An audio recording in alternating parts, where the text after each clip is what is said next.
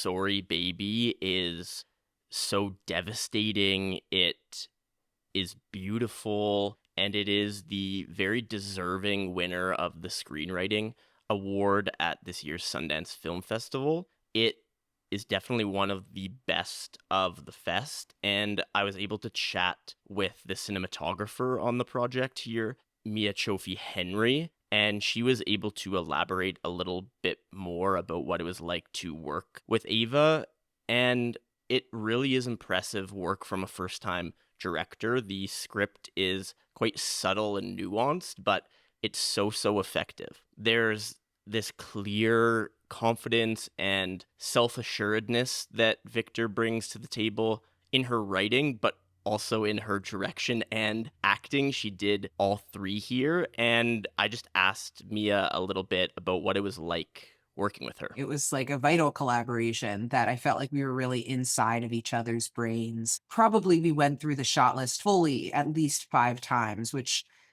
that's not reading through the shots. That's reading through the script and describing to each other where the camera is, Yeah. bringing reference images, talking about lighting, talking about movement, talking about intention. What should this feel like? We have a lot of shots that kind of because it's told over 5 years, we kind of go back to and make reference of. So it was really important to kind of know, okay, what are the slight changes here? What are the Mm-hmm. changes in lighting? What are the changes in the movement? What are the changes in the production design? And how do we look at the space and feel the space differently? Probably shouldn't be a shock that Eva Victor's writing was pretty good writing, considering that's what she's made most of her career out of. She was an editor and a writer for Reductress.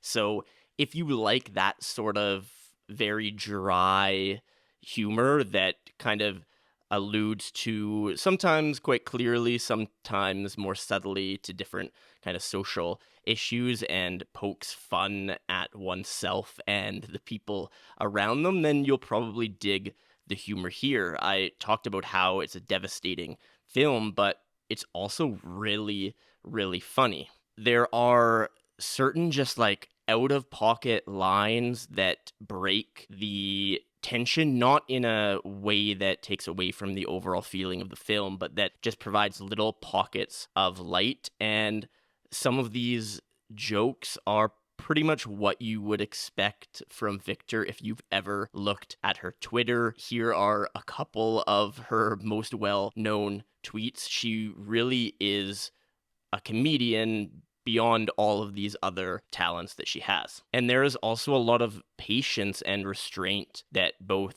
Victor and Henry are showing here in the cinematography. They're not afraid to really hold a shot, probably a few beats longer than most are willing to do, but they just force the audience, the viewer, to sit with Agnes and sit with her pain, sit with her trauma, and almost challenge us to not try to escape.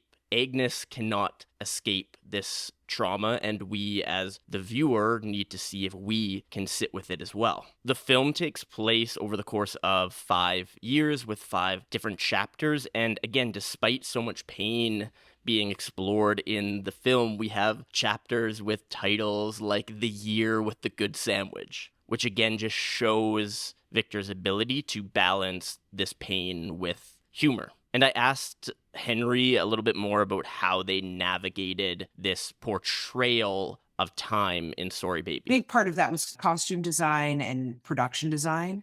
So it was a lot working with our designers, Emily and Katie, to really track those changes and what was the psychology of our character going through all of those moments.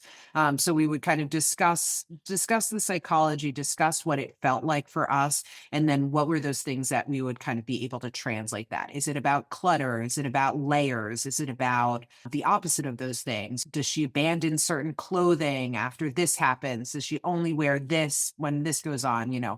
things like haircuts are an easy way of telling the passage of time, but things like what bag somebody uses are just these subtle little notes. And so I felt like it was my responsibility to be able to stitch all of that together as the cinematographer and further that with the lighting and the camera movement. Really, the cinematography is here to kind of elevate the script. It's not here to detract from the story or kind of steal your attention away. But that being said, it is still very well shot. It's pretty beautiful and it's effective. It does what it needs to do. One of the things that is interesting here is how they create frames within the frame. There is pretty frequent use of doorways to kind of create this sense of confinement for our characters. We're looking at them through this doorway and see them in this confined room. We also have characters, most notably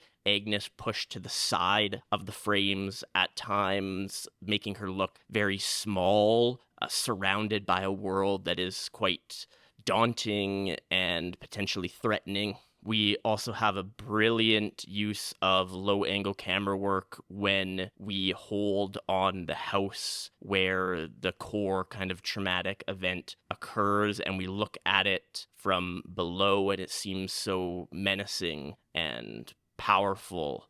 And we never see what happens in the house, but through the passage of time, 3 distinct shots showing the lights fading around the house, we just know what is occurring inside. I've talked so much about Victor's work as a writer and a director here, but she gives an absolutely brilliant performance. Again, so much subtlety in her work, a lot of just looking, a lot of representing this feeling of detachment and trying to escape, and yet she's so funny and uses this humor as a method of coping. She's wonderful. The whole cast is solid.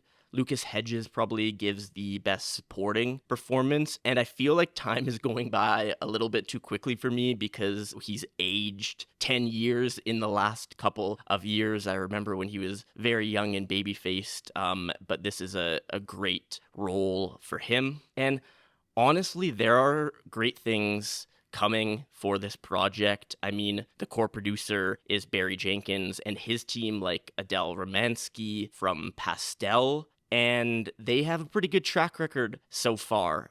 2 indie projects from emerging directors they've produced: All Dirt Road's Taste of Salt by Raven Jackson, great film, and After Sun by Charlotte Wells, which is one of my favorite films of the last several years. And then now we have Eva Victor's Sorry Baby, so I anticipate that we'll be hearing a lot more about this film. And before I let Mia go, I just asked her a little bit about this production and working with folks like Barry Jenkins and Adele Romansky. Barry had really found Ava through Twitter. Somebody had sent a video that they did on Twitter during the pandemic, and that's how the script came to them. And I think we're so fortunate to kind of have their guidance throughout all of this. The whole team at Pastel being so hands-on. It wasn't like we made this movie and they came on at the end and got us into Sundance. It was really about developing the idea, developing the script, developing the team, and being so thoughtful and not impressing ideas on top of us like, oh, this is how you make this kind of a movie, but really letting us do the work and letting us put everything out there and being there to support and saying, how can we help further this? Anytime we turn to anybody from Pastel and say, like, we're thinking about this, or what do you think if we have to change the story in this way or that? And they just really are so good at guiding their projects and their filmmakers. All right, Sorry Baby, definitely one to watch. I hope that you have added it to your watch list. Like, comment, subscribe. A lot more Sundance content coming your way. So watch the next one too. Thanks.